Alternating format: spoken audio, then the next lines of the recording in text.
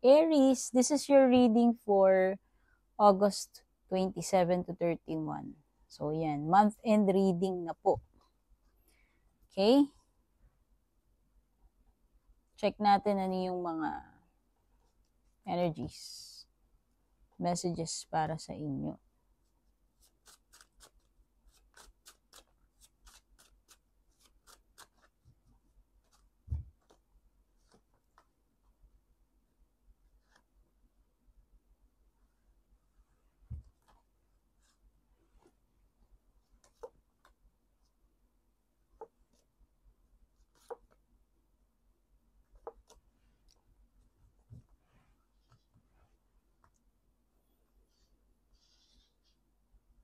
Okay.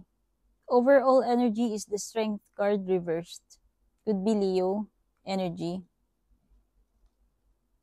Okay. I think itong month end pwedeng iba sa inyo mahirapan kayo. Or mawalan kayo ng lakas ng loob. Okay. Mapanghinaan ng loob. Okay. Pwedeng iba sa inyo mag-struggle kayo. Yun yung overall energy. And when it comes to career, financial, maraming temptation when it comes to paggastos.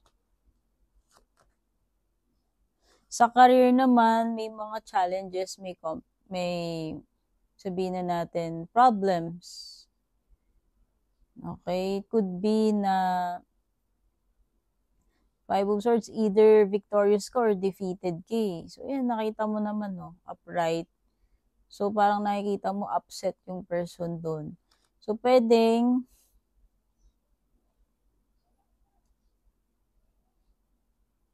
actually, pwedeng may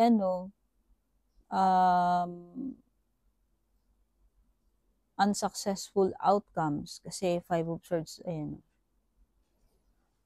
Parang natalo ka dyan, nalugi ka eh, no? O, kasi nga, pwedeng nadala ka ng temptation. Pwedeng nadala ka ng toxic energy, katamaran, no? Alam niyo naman yung devil card, anything na toxic, anything na bad eh. Okay. Sabihin na natin, pwedeng hindi ikaw yung victorious dito sa situation when it comes to career or financial.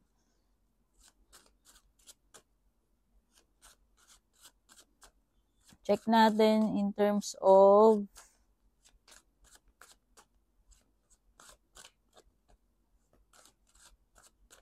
love life. Okay, may mga signs dito. Pwedeng may Leo, pwedeng may Taurus, pwedeng may Cancer. And Capricorn energy. Sa love life mo, okay, nakikita ko naman na mapipiliin ka nitong person mo if ever, no? Pwedeng pipiliin ka niyan. Nakikita ko rin naman na magko-continue yung relationship ninyo. Choosing to ipagpatuloy kung ano man itong commitment ninyo sa isa't isa. Although, nakikita ko kasi dito, pwedeng hindi pa, alam mo yun, hindi pa ito prepared for pagpapakasal. Kung sino man sa inyo yan. Pero nakikita ko na magpapatuloy yung relationship ninyo. And kung may pipiliin dito, pwedeng ikaw yung pipiliin. Okay? So, tignan na natin sa area ng unexpected. Ow.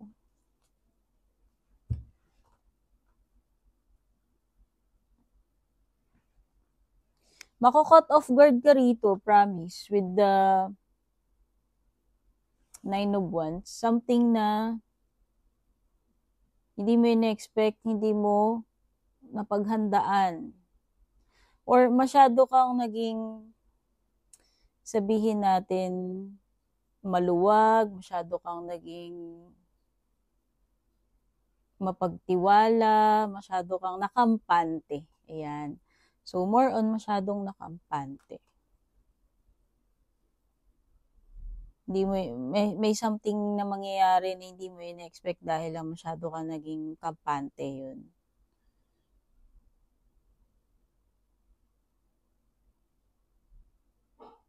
Or it could be hindi mo ine-expect na bibigay anytime soon. No? It could be hindi mo ine-expect na yun. Mag-i-end agad or mapapagod agad or bibigay anytime soon kung ano man yan.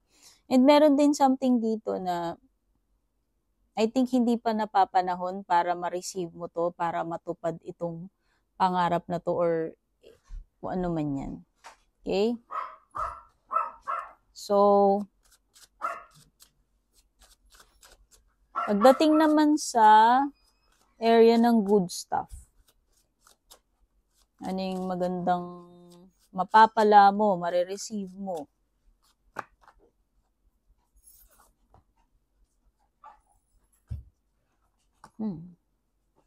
Temperance card, Sagittarius energy. Okay, tandaan nyo nila yung mga signs, hindi ko na uulitin. Okay, siguro akala mo hindi na mare-resolve itong alitan na to. Ewan ko. Or siguro hindi mo in-expect na maaayos pa, mag-i-improve pa yung situation. But yun, nakikita ko merong mga maaayos dito, mag-heal ng mga connections, manunumbalik sa balance, manunumbalik yung peace and harmony, kung ano man yun. Mare-resolve yung problems actually kasi Ace of Swords yan eh. So, eto, siguro ang pinaka-blessing sa'yo is isang major problem mo yung masosolve. Actually, dalawa. Oo. Okay. Ano pa? So, bottom ng deck mo, Justice card. Libra, na yung major cards. Siguro maraming major, kung ano-anong ganap na paparating sa yan. Libra energy. Mga signs, Capricorn, Leo, Cancer, Taurus, Aquarius, Sagittarius, and Libra. Wow! Sabi ko nga, mare-restore yung balance, diba? Peace, harmony, balance, justice, yan. Kung ano man itong justice na inihintay mo, pwedeng ito na yun. Decision again. May binanggit na ba ako decision kanina? Or wala pa ito?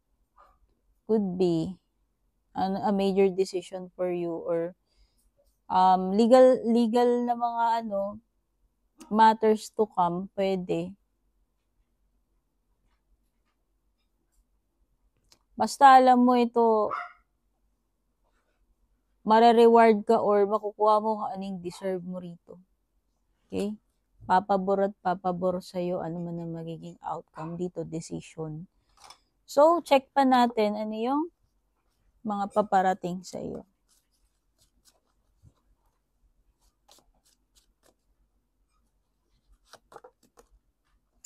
Romance. Could be new jowa, manliligaw, karelasyon na bago, ka-MU, ka-connect. Magagandang changes coming with the Caterpillar.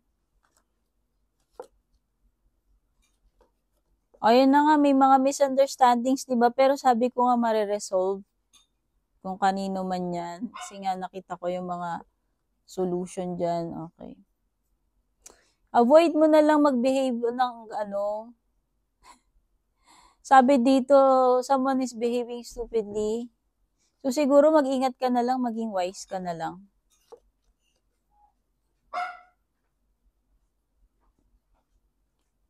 Okay, ang nakikita ko dito, stability, security, or something na mag-hatch. Ibig sabihin, an outcome or result na hinihintay mo.